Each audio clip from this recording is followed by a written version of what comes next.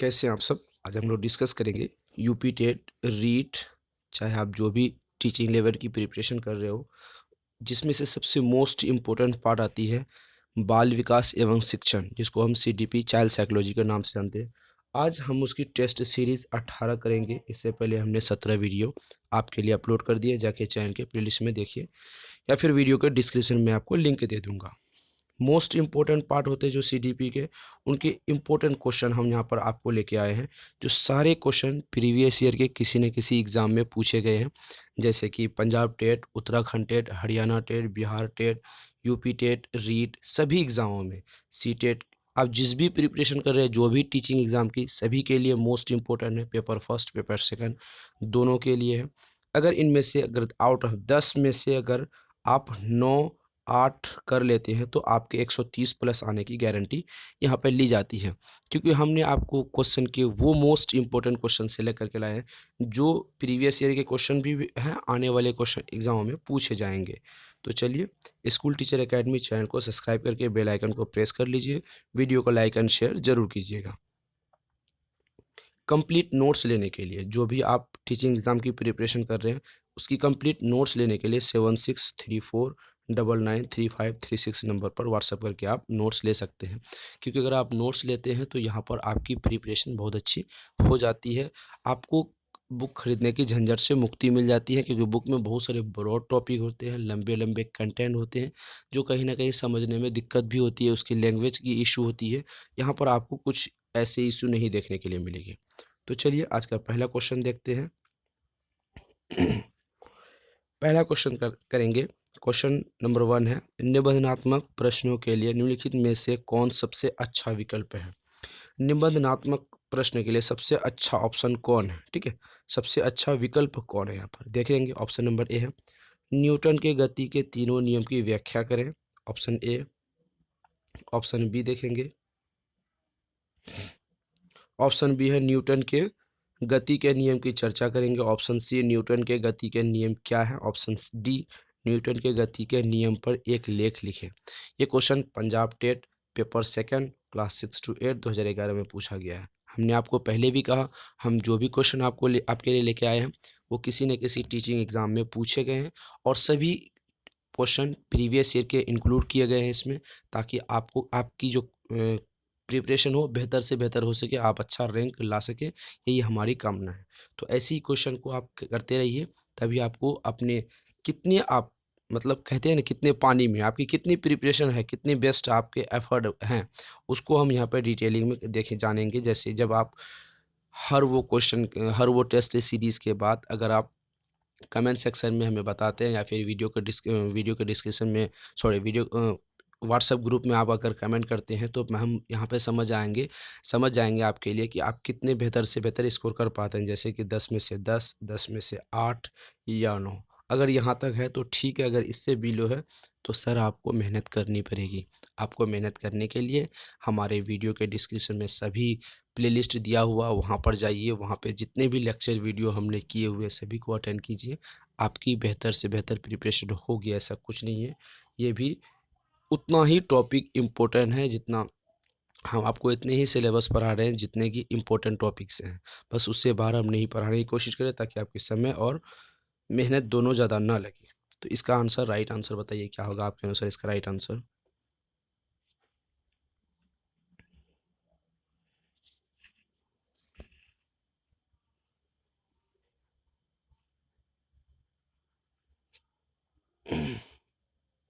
चलिए, इसका right answer देख लेते हैं। इसका राइट आंसर ऑप्शन नंबर यहाँ पर होगा, ऑप्शन नंबर डी होगा। क्यों डी होगा? क्योंकि एक नियम यहाँ पे कहा गया है, न्यूटन के गति के नियम पर एक लेख लिखें। लेख क्यों लिखते हैं? जब भी आप न्यूटन की गति डिटेलिंग होती है, जिसको हम डिटेलिंग के बारे में कहते हैं, ठीक है? यहाँ पर लेख लिखना, किसी भी चीज़ों के बारे में अगर आप लेख लिखते हैं, तो वहाँ पर आप उसकी डिटेलिंग होती है। डिटेलिंग तभी की जाती है, निबंधनात्मक प्रश्नों में क्या होती है, उसमें भी डिटेलिंग होती है। तो यहाँ पर option number A is the right answer. अगला क्वेश्चन देखते हैं। निम्नलिखित में से कौन सा कथन बहुग्रेड शिक्षण प्रणाली के साथ सहमति नहीं रखता है? ऑप्शन नंबर यहाँ पर नेगेटिव क्वेश्चन है। नेगेटिव क्वेश्चन में हमने पहले भी आपको कहा, जहाँ पर भी आपके नेगेटिव क्वेश्चन आए तो वहाँ पे 3 क्वेश्चन सही होंगे, 1 क्वेश्चन गलत होंगे। गलत वाले को ढूँढना, यहाँ पर गलत वाले को ढूँढकर सही लगाना है, गलत वाले को ही टिक करना। ठीक है, तो नेगेटिव क्वेश्चन का यही फंडा होता है। तो चलिए क्वेश्चन देखते हैं, ऑप्शन देखते हैं। ऑप्शन नंबर ए है बैठने की लचीली व्यवस्था। ऑप्शन बी है एक अध्यापक एक समय में एक से अधिक कक्षाओं का प्रबंधन करता है। ऑप्शन सी है यहाँ पर विभिन्न कक्षाओं में एक ही कक्षा के अंत क्रिया। ऑप्शन डी है विद्यार्थियों का आयु एवं योग्यता के आधार पर समान होना। यह क्वेश्चन पूछा गया है Rajasthan TET paper first level 1 to 5 2012 में। इसका राइट आंसर क्या होगा? अपना राइट आंसर जल्दी बताइए आपके अनुसार, तभी हम इसका राइट आंसर आपको बताएंगे।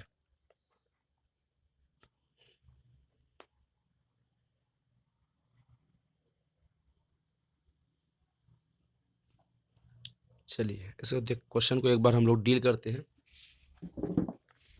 क्वेश्चन यहाँ पर कहता है निम्नलिखित में से कौन सा बहुग्रेड शिक्षण प्रणाली के सहमति नहीं रखता? बहुग्रेड शिक्षण प्रणाली में सहमति कौन ऑप्शन नहीं रखता? बैठने में लचीलता होना, ये भी हाँ ये होता है। ऑप्शन नंबर ए तो होता है। हमने कहा कि तीन कुछ ऑप्शन सही होंगे, एक गलत होंगे, गलत वाले को ढूंढना यहाँ पर। तो ऑप्शन बी देते हैं एक अध्यापक एक समय में अनेक से अधिक कक्षाओं का प्रबंध करता है, हाँ, ये भी होता है। ऑप्शन नंबर यहाँ पे बहु ग्रेड का मतलब होता है ऐसा होता है। ऑप्शन सी देखते हैं विभिन्न क्रियाओं कक्षाओं में एक ही कक्षा के अंत क्रिया होना, ये भी होते हैं। विभिन्न विभिन्न विद्यार्थियों का आयु एवं योग्यता के आधार पर समान होना, ये गलत होंगे। यहाँ पर जो गलत होंगे वही आपका सही होगा, क्योंकि नेगेटिव क्वेश्चन है। अगला क्वेश्चन देखते हैं किस प्रकार के प्रश्नों को वस्तुनिष्ठ प्रश्नों की श्रेणी में रखा जाता है? कौन से प्रश्न है जो वस्तुनिष्ठ की श्रेणी में रखा जाता है? ऑप्शन नंबर ए है लघु उत्तरात्मक प्रश्न, उत्तरात्मक प्रश्न। ऑप्शन नंबर बी है मुक्त उत्तर वाले प्रश्न। ऑप्शन सी है सत्य या असत्य प्रश्न। ऑप्शन डी है निबंधनात्मक प्रश्न। तो आपके अनुसार क्या राइट आंसर होंगे? अपना राइट आंसर जल्दी बताइए। यह question CTET paper first class 1 to 5 29 जनवरी 2012 में पूछा गया है। तो इसका राइट आंसर क्या होगा? जल्दी अपना राइट आंसर बताइए।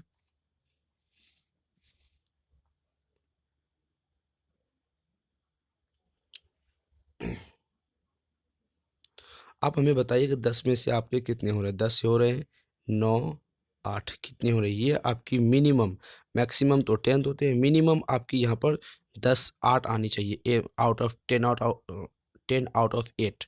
अगर इससे बिलो आती है तो सर आपको बहुत दिक्कत होगी। मैं आपको कई बार बार ये चीज़ रिपीट करता हूँ, आपको 8 मिनिमम होना ही चाहिए। अगर इससे बिलो है तो मेहनत करना होगा आपको। आप अपने आप को समझिएगा आप कितने बेहतर तरीके से मेहनत कर पाते हैं या करेंगे, ये आप पे डिपेंड करता है। तो यहाँ पर ऑप्शन नंबर होगा किस प्रकार के प्रश्नों को वस्तुनिष्ठ प्रश्न।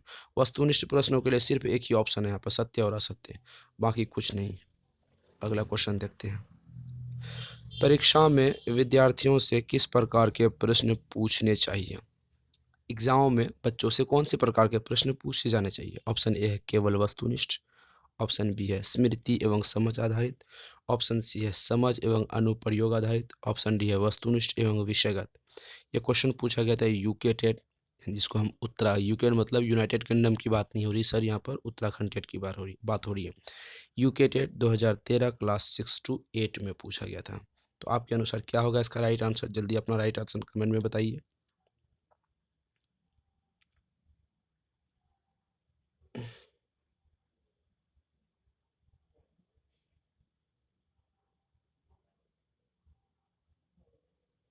चलिए इसको देखते हैं क्वेश्चन को।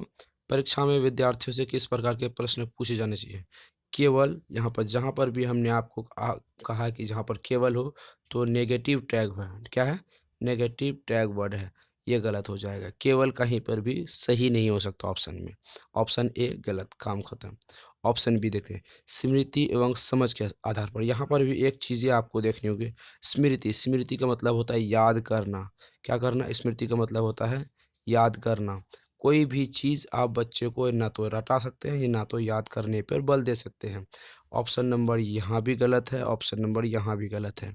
तो समझ और अनुप्रयोग यहाँ पर ऑप्शन नंबर सी हो सकते हैं। हमने कहा नहीं कि ये होंगे। सी हो सकते हैं कैसे? समझ एवं अनुप्रयोग के आधार पर।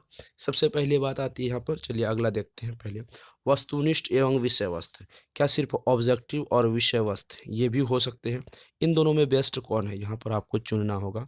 जैसे कि समझ, पहली बात हम देखेंगे समझ, बच्चों में समझ कितनी है, बच्चों में समझ कितनी विकसित होगी है, ठीक है। समझ का मतलब होता है बच्चों में सृजनात्मकता, क्रिएटिविटी कितनी आ गई है।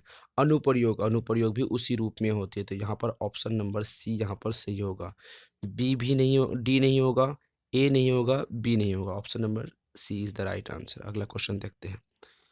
रचनात्मक उत्तरों के लिए चाहिए क्रिएटिविटी, ऑप्शन आंसर के लिए क्या चाहिए? ऑप्शन नंबर ए है मुक्त उत्तरीय प्रश्न, ऑप्शन बी है प्रत्यक्ष प्रश्न, ऑप्शन सी है तथ्यपरक प्रश्न, ऑप्शन डी है सीमित उत्तर वाले प्रश्न। ये question Haryana TET paper second class 6 to 8 2015 में पूछा गया था। तो आपके अनुसार इसका राइट आंसर क्या होगा? अपना राइट आंसर जल्दी बताइए।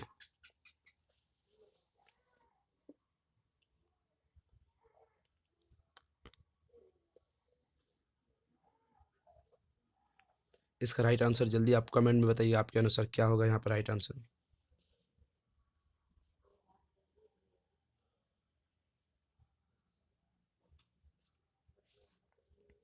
चलिए ऑप्शन नंबर यहाँ पर रचनात्मक प्रश्नों के लिए ऑप्शन नंबर ए होगा मुक्त उत्तरीय प्रश्न।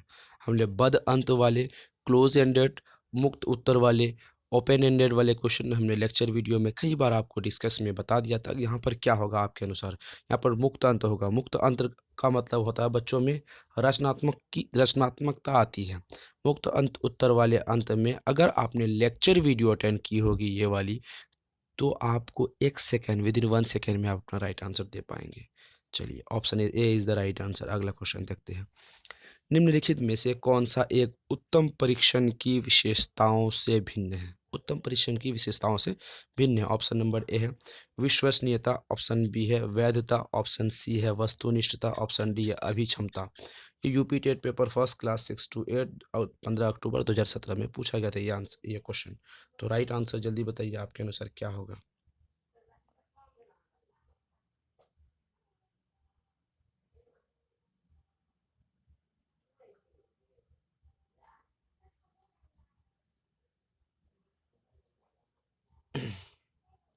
चलिए क्वेश्चन समझते हैं। निम्नलिखित में से कौन सा एक उत्तम परीक्षण की विशेषता से भिन्न है?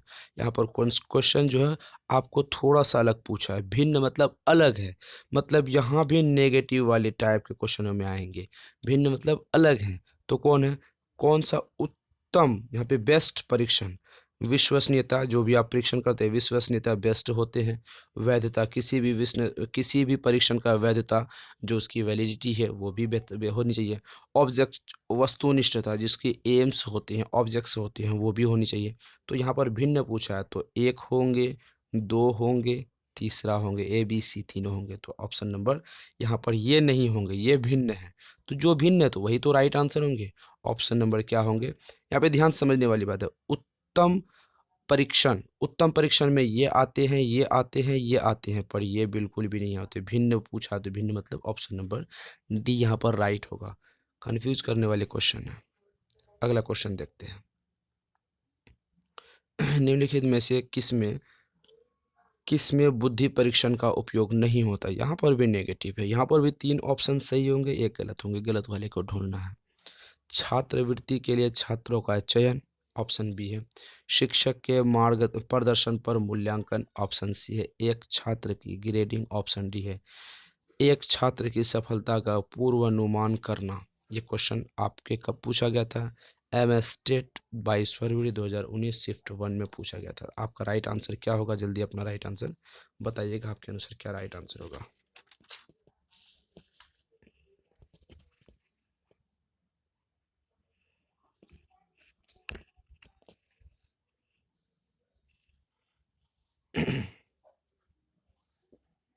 चलिए क्वेश्चन क्या कहता है? निम्नलिखित में से किसमें बुद्धि परीक्षण का उपयोग नहीं होता? यहाँ पर 3 सही होंगे। पहले सही वाले को ढूंढ लेते हैं। छात्रवृत्ति के लिए बच्चों का चयन करना, ऐसा भी हो, ये हो सकते हैं। शिक्षक के प्रदर्शन का मूल्यांकन, हाँ, ये भी होते हैं। बुद्धि परीक्षण तभी तो होती है, आपको जब छात्रवृत्ति स्कॉलरशिप मिलती है, तो बेस्ट छात्रों को मिलती है। यहाँ पे छात्रवृत्ति के लिए बच्चों को तभी चयन कर सकते हैं जब बुद्धि परीक्षण के आधार पर बच्चों की बेस्ट उसको ग्रेडिंग दे सके, मार्किंग दे सके। शिक्षक के प्रदर्शन का मूल्यांकन करना, यहाँ पर एक चीज़ इम्पोर्टेंट वाली बात है, जब भी आप बुद्धि परीक्षण करते हैं तो शिक्षक के प्रदर्शन का मूल्यांकन तो करते ही करते हैं। क्यों करते हैं? क्योंकि शिक्षक आपको कितने बेहतर तरीके से पढ़ाया, किस तरीके से कौन से स्किल्स से आपको पढ़ाया, आप उसे ऑब्ज़र्व कर पाए कि नहीं, आप उसे समझ पाए कि नहीं, ये भी तो मूल्यांकन होते हैं। एक छात्र एक ग्रेडिंग, भैया सब कुछ कर सकते हैं, एक ग्रेडिंग कभी किसी को नहीं दे सकते, ग्रेड नहीं दे सकते, क्योंकि हमने टैग वाली वीडियो आपको बता दी है। ये नहीं दे सकते, ये गलत हो जाएगा। ऑप्शन ए सही है, बी सही है। एक छात्र की सफलता का पूर्वानुमान करना, आप बुद्धि परीक्षण के आधार पे तो ये बता सकते हैं कि हाँ, कोई बच्चे ने पढ़ा है, इसकी मैट्रिक लेवल इतनी बेहतर है, इंटर लेवल भी इतनी बेहतर है, पूर्वानुमान उसके लगा सकते हैं कि आने वाले भविष्य उनके लिए बेहतर हो सकता है, तो यहाँ पर डी भी सही होंगे। तो ग्रेडिंग यहाँ पे नेगेटिव तो ग्रेडिंग है, नेगेटिव सवाल भी पूछा है, तो option number C is the right answer. 3 सही, 1 गलत, जो गलत वही सही, क्योंकि नेगेटिव वाले क्वेश्चन है। अगला क्वेश्चन देखते हैं। विद्यालय में उपलब्ध डैश से अधिक निकटता से संबंध है। ऑप्शन नंबर ए है माता-पिता का व्यवहार, ऑप्शन नंबर बी है यहाँ पर छात्रों का आचरण, ऑप्शन सी है साथी समूह की बातचीत, ऑप्शन डी है शिक्षकों की गुणवत्ता। क्या होगा? एमएस टेट 10 मार्च 2019 से शिफ्ट फर्स्ट में पूछा गया था। आपके अनुसार इसका राइट आंसर जल्दी बताइए क्या होगा?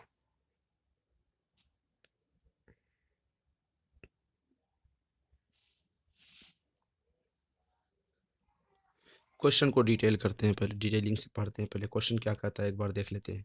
विद्यालय में उपलब्धि डैश से अधिक निकटता, सबसे अधिक निकट क्या है, संबंध क्या है? माता पिता का व्यवहार, माता पिता का व्यवहार से भैया इस विद्यालय का क्या काम? क्वेश्चन ऑप्शन गलत होंगे। छात्रों का आचरण, छात्रों का आचरण से व्यवहार में कोई लेना देना, हाँ हो सकता है पर बेस्ट नहीं है सर। साथी के समूह बातचीत, साथी समूह बातचीत खेल के मैदान, स्कूल के ग्राउंड में हो सकती है। शिक्षकों की गुणवत्ता, ये ऑप्शन सही होंगे। क्यों होंगे सही? अगर शिक्षकों में बेहतर से बेहतर गुण हैं, बच्चे को अपने पास रखने की, बच्चे को क्लास में टोटल जितने भी टाइम होते हैं इस आपकी क्लास में, आप उस समय तक बच्चे को आप कितना इंटरेस्ट दिखा पाते हैं, आप कितने उसे समझा पाते हैं ताकि आपके बच्चे आपके क्लास में रुके, आपके क्लास को अटेंड करें। Option number D is the right answer. जब एक ही छात्र के लिए दूसरी बार परीक्षण प्रशासित किया जाता है और उसमें पहले जैसा ही परिणाम प्राप्त हो तो इस प्रकार के परीक्षण को कहा जाता है दोहरा योग्य। ऑप्शन बी है विश्वसनीय, ऑप्शन सी है वैध, ऑप्शन नंबर डी है मानक। एच एस टेट 2018 5 फरवरी 2019 शिफ्ट टू दोनों में पूछा गया था। इसका राइट आंसर क्या होगा आपके अनुसार, जल्दी बताइए।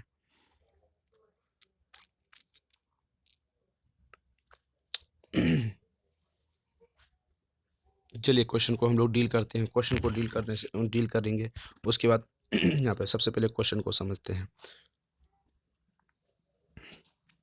जब एक छात्र के लिए दूसरी बार परीक्षण, एक स्टूडेंट है आपकी क्लास में, पहले आप परीक्षण कर चुके हैं, फिर उसके बाद आप उससे दूसरी बार परीक्षा, उसके बाद प्रशासन से या प्रशासित होती है कि उसके दोबारा प्रशिक्षण किया जाए, तो उससे पहले जैसा ही परिणाम, जो पहला जो रिजल्ट आया था वैसा ही रिजल्ट दूसरी बार ही है। इससे क्या होता है? दोहराने योग्य हो सकते हैं, विश्वसनीयता। ऑप्शन नंबर यहाँ पर डी है विश्वसनीयता, मतलब आपने एक बच्चे को पहली बार उसकी जांच किया तो वो फर्स्ट डिवीज़न से आए, सेकंड बार उसे प्रशासित किया गया कि दूसरी बार भी उसकी जांच हो, तो वो भी फर्स्ट आया, तो इसका मतलब है उस बच्चे में एक गुण है, एक एबिलिटी है, एक काबिलियत है कि उसी आधार पे अगर करेंगे तो उसमें सेम टू सेम मार्क भी आए, सेम टू सेम ग्रेड भी आए, तो यहाँ इसका मतलब ये होता है ये विश्वसनीयता है। Option number B is the right answer. तो आज के लिए बस इतना ही, फिर मिलते हैं अगले वीडियो में। वीडियो को लाइक एंड शेयर ज़रूर कीजिएगा, चैनल को सब्सक्राइब करके बेल आइकन को प्रेस कीजिए, अपने दोस्तों के साथ शेयर ज़रूर कीजिए ताकि उसकी भी बेहतर से बेहतर प्रिपरेशन हो सके। यहाँ पर हमने सीडीपी का तो क्लास ले लिया, उसके बाद हमारे सीडीपी का लेक्चर वीडियो आप देखिए, ये टेस्ट सीरीज़ था। ईवीएस की क्लास आपको टाइम टू टाइम मिल जाती है, ईवीएस की क्लास आपको टेस्ट सीरीज़ ईवीएस की लगभग मुझे लगता है कि 10 हो चुकी है, वहाँ पर आप अटेंड कीजिए। उसके बाद मैथ की टेस्ट सीरीज़ आती है, उसके बाद न्यूमेरिकल लेक्चर वीडियो आते हैं, वो भी आप अटेंड कीजिए। मैथ मैथ की पेडागोजी भी आती है, वो भी आप अटेंड कीजिए। हिंदी की सभी क्लास आती है, चाहे वो टेस्ट सीरीज़ हो, लेक्चर वीडियो हो, जो भी व्याकरण वीडियो, सभी क्लास आती है। आपको ऑल टू ऑल पार्ट्स यहाँ पर मिलते हैं, ताकि आपकी हर वो टीचिंग प्रिपरेशन बेहतर से बेहतर हो सके। तो आज के लिए बस इतना ही। Thank you.